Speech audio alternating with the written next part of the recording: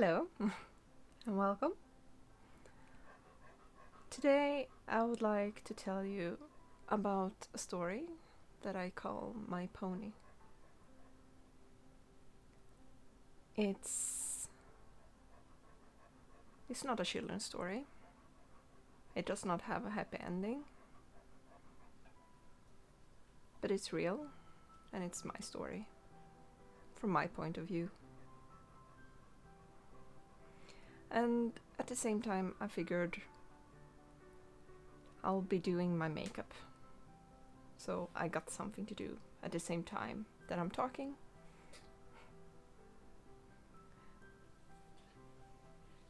Long time ago, in the mid-90s, I was living together with my mother and father and my little brother on the countryside.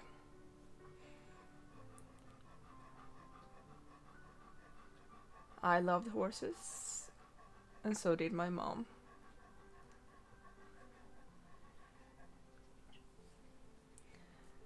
We, not we, but she decided one day to get one. A new forest pony. He was 3 years old and unbroken. I think that's the word. He was very little handled. You couldn't ride him, you couldn't do much with him at all. And it was my mother's first horse, so it was a strange choice. But she's always said that there was something in his eyes, that made her choose him. And he was wonderful. Such a personality, always. He loved life. My mother also told me that when I grew older, when I was mature enough, it would be my horse. She always said that while I was growing up. And she broke him. Well, she taught him how to ride with the saddles. He also tried to go with a wagon, but he didn't like that at all. I was not there, but what she told me, whenever she would put the wagon on him, he would just lay down and not get up until she removed it. So quite a personality. Really, really quite a personality.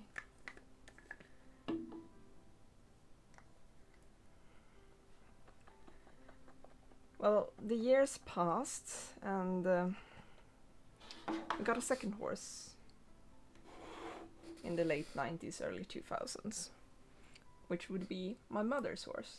She just strengthened the fact that the pony would be mine. So I would have a pony, a big pony. It was the biggest kind of the ponies.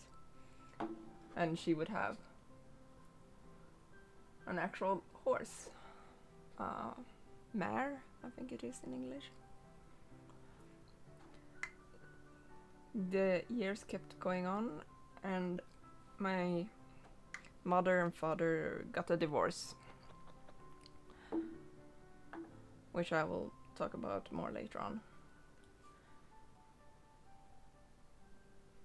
I stayed living with my mother, brother, and now stepfather, and only visit my father every second weekend. So still had plenty of time with the horses. Yes, they broke up, and as the years kept going, I went to high school, and I went to basically horse high school,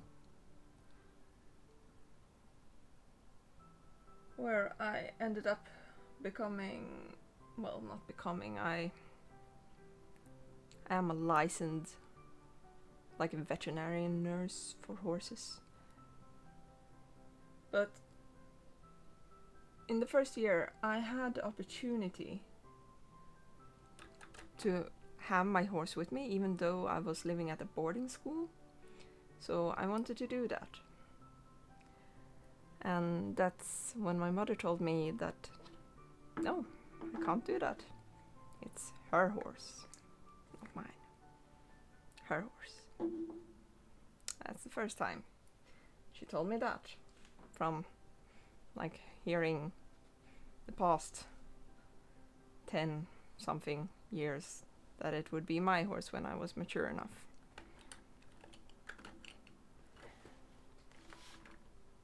Maybe she thought I wasn't mature enough. I don't know. But yeah, had a bit of fallout of that, but not too bad. There was other things in my life that was worse. I was still coming home on the weekends, so I could spend time with my pony. And then after I finished high school, my mother had gone personal bankrupt. So she sold a house that I grew up in without me knowing, without letting me know. I just got, I don't know if it was a phone call or a text message from my brother after the house was sold, that it had happened and that she was moving to where my stepfather has his farm, I guess.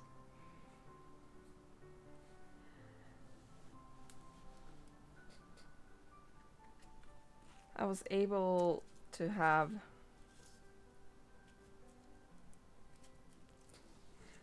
the stable at his house, at his farm, wasn't ready yet to take on any animals.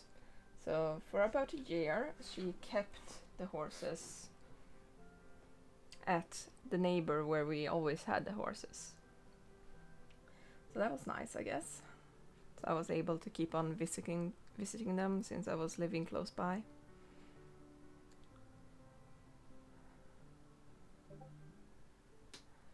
When eventually the facilities that she made arranged for that were done, she took both the pony and the mare and moved it to my stepfather's farm, which was quite a bit away from where I was living. I still were able to visit them, but not every day or every week. I had a quite low income job, so I couldn't afford to go and visit them as much as I would like to. And also, I didn't want to see my mother or stepfather, so another reason for me not wanting to go there as much as I like, as I should, or whatever to call it. 2013, I had enough of the area I was living in. I wanted something new in life, so I decided to move country. I had found a job and a place to stay in a neighbor country. And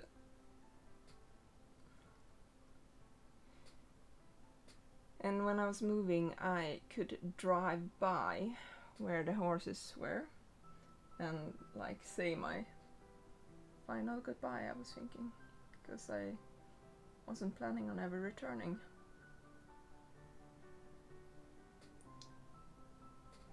When I did that, I was standing in the pasture with the horses and crying, bawling my eyes out.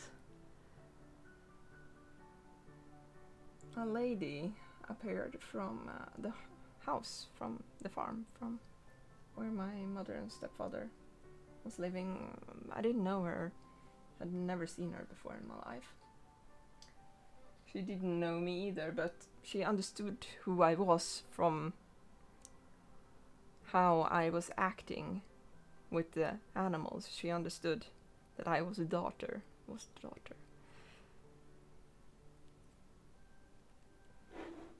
So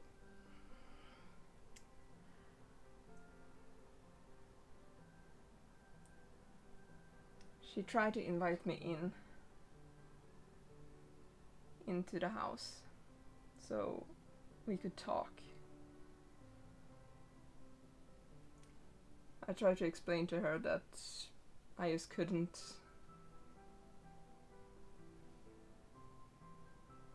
like mentally I wasn't able to go inside because I didn't have the strength.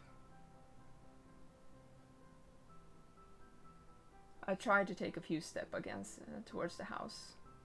This is partially because of the horses, but a lot of other stuff also that had happened. My knees gave out, so I was sitting on the grass, just crying. And the sweet lady tried to comfort me and said she didn't know everything that was going on. But if I would been her daughter, she would done things differently than what my mother had done. Then I moved. I was not gone forever as I thought I would be. I had a nice time in the other country.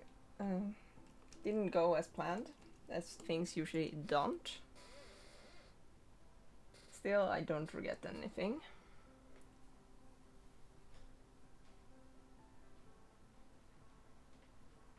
This life doesn't go as you plan, which is perfectly normal and perfectly fine. So I ended up coming back. The old place I was living wasn't available anymore. So I ended up moving in with my father and my stepmother, which was like 2.5 hours away from where the horses were.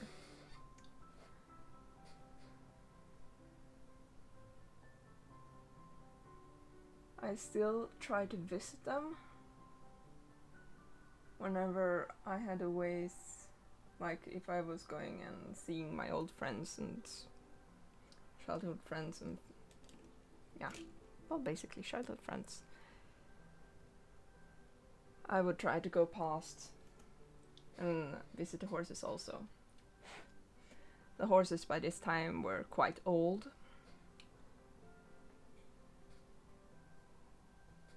I had gotten a new boyfriend that I was really excited to introduce to the horses. So I sent my mother a text asking her to keep out like saddle and stuff out, because I was gonna go and visit the horses this weekend and I wanted to take my new boyfriend on a small stroll. Nothing like crazy or anything. It's a small walk with the horses. And she calls me back. My immediate reaction was that, okay, someone has died. She doesn't call me. She doesn't call me unless there's a death in the family. And I was basically right. My pony, he was not dead, but she had scheduled him to be euthanized that week. Not on the weekend, but that week.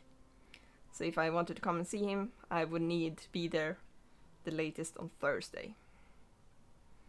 This I like called her, texted her Monday. So I didn't get much time to process or to like handle it. And if I wouldn't have texted, I would not have known anything until like after it was done. I wouldn't even know that he was sick.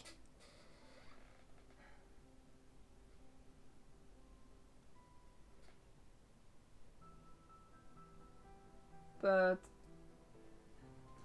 after some talking with my boss, or bosses, I don't remember, I was able to get a few days off.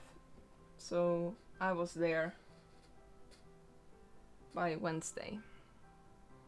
So I could say goodbye to him.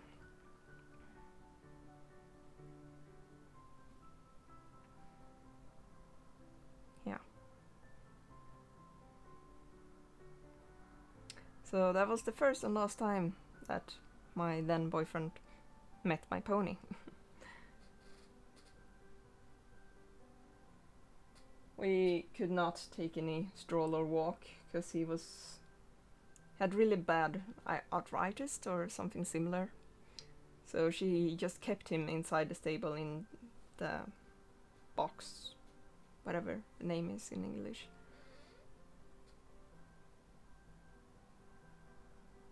And apparently he'd been there for a few weeks, which I knew nothing about.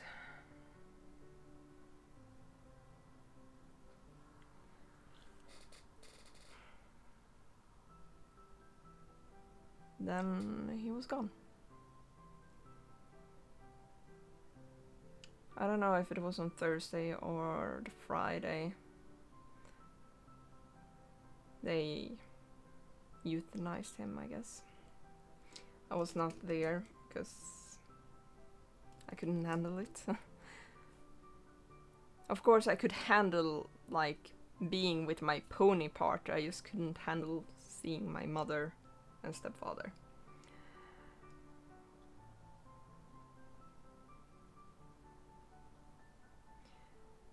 A few years later, the mare, which was a lovely horse, and I never regarded her as mine, but she was lovely and we had a really good connection and a lot of good memories.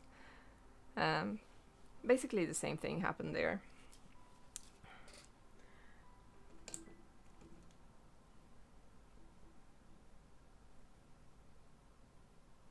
I think she actually called me. I don't think I wanted anything or I had texted her or anything. I think she actually called me and told me that she was gonna put her down. So, points for that.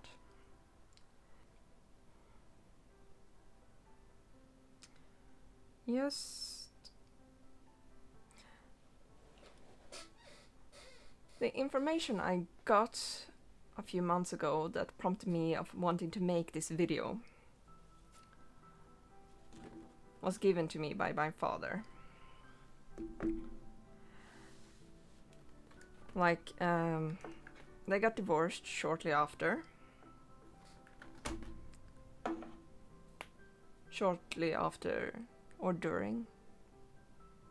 My father told me that they had both put away some money for me and my brother. They had a savings account that they started shortly after we were born.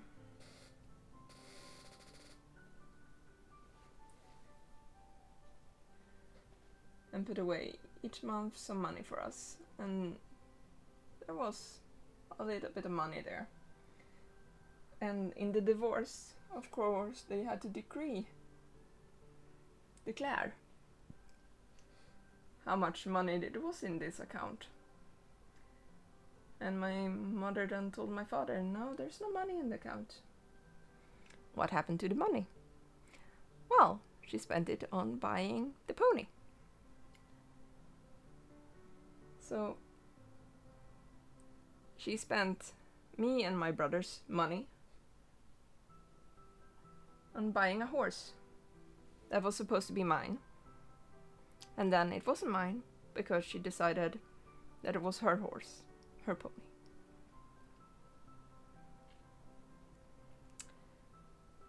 Yeah. So Another thing was that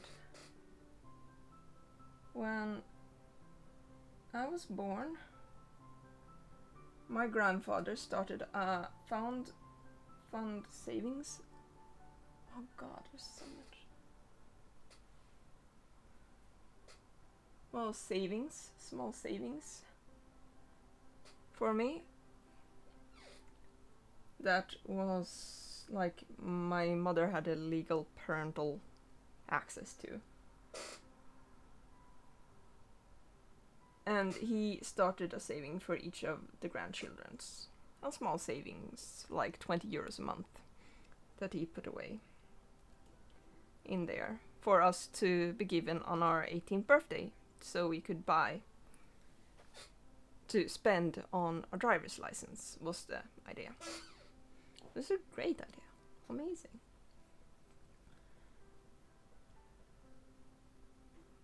I'll put up some calculations somewhere. So from when I was born until I was 18, there would be quite a decent amount, even if like the funds, stocks, whatever, did poorly and did not give any profit. It would still be a really good amount of money. When I got access to it, it was not that much money on it. So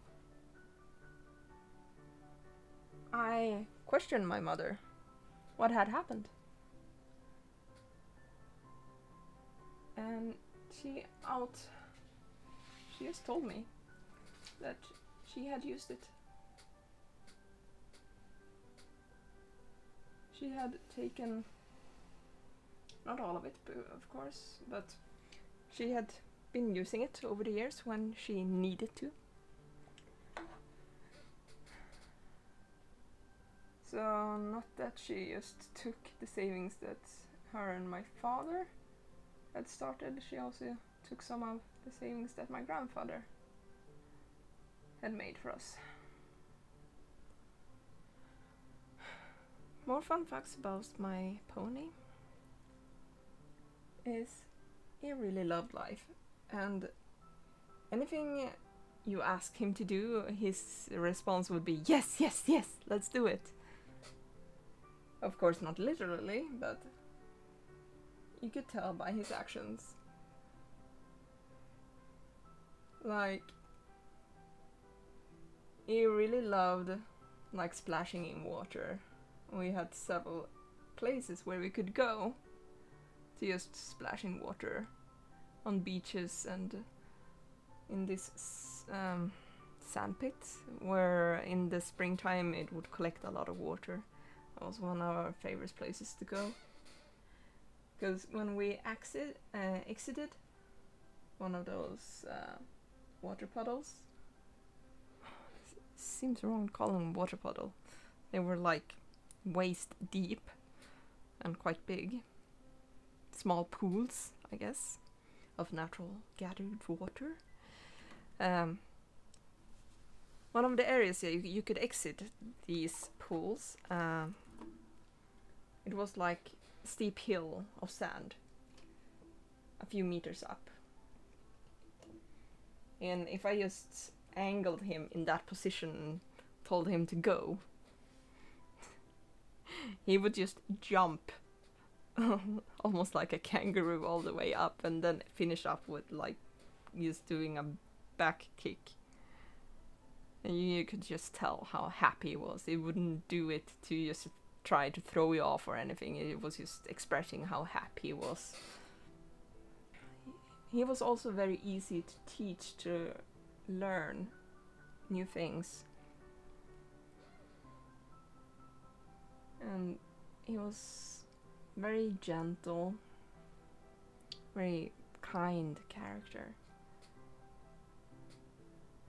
Even though he was not for anyone to ride, but anyone could handle him.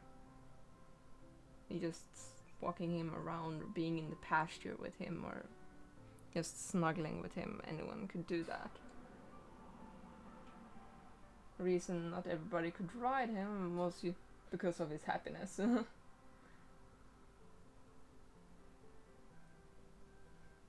And he was so stubborn. So freaking stubborn. Like, even though he was the smallest of the horses, like, we had them together with the neighbors' horses, and sometimes we would go out in, like, a bit bigger packs out riding together. And we would, like, low-key compete, race up, like, the mountains or some areas around. He would always be the fastest. And I always believed it's not because he is the actual fastest, it's because he's fucking too stubborn to lose to the other ones.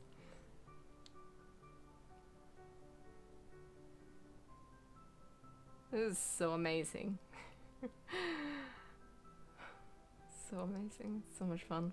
So many good memories. So, yeah.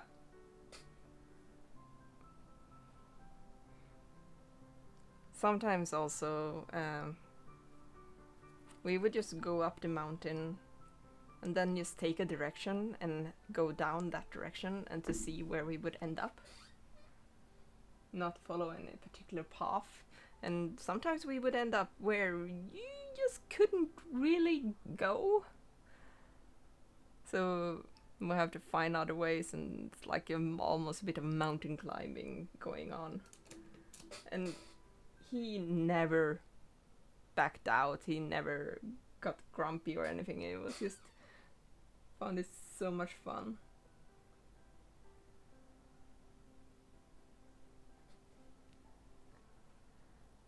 Sometimes at one point my brother's girlfriend was borrowing him for some hurdle jumping. So we would take him to the local community stable now, where they would have riding lessons, I guess.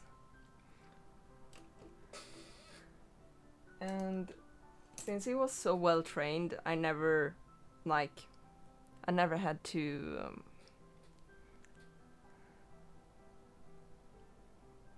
I never had to tie him up anywhere, since he was so well trained. And was people was just so amazed. It's like, ah, you're just standing there loose. Aren't you afraid that something will happen? It's like, well, if something would happen and he would be tied up, it wouldn't really matter if he's loose or tied up, because if he gets afraid and decides to take off, he will do that no matter if he's tied up or not. But he doesn't need to be tied up, because if I tell him not to move, he's not gonna move. If I told him to kiss me with his snout, he's gonna do that. And if I tell him to kneel, he's gonna do that. Yeah. It was just very easy to learn. It was very easy to train him.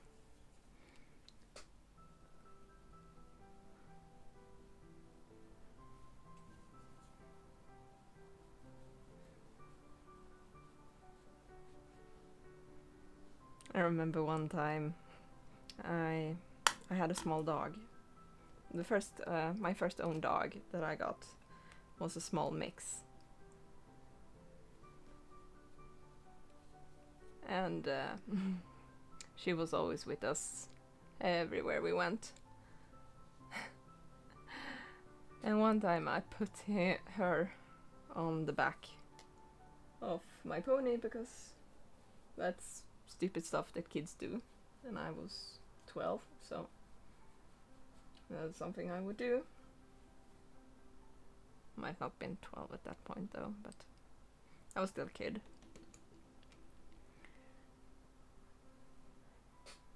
And I think I have a picture to prove it.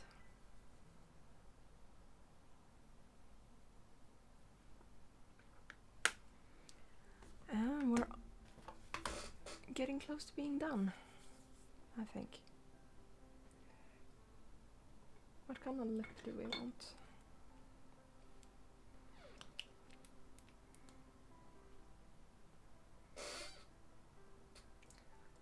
That looks fine, right?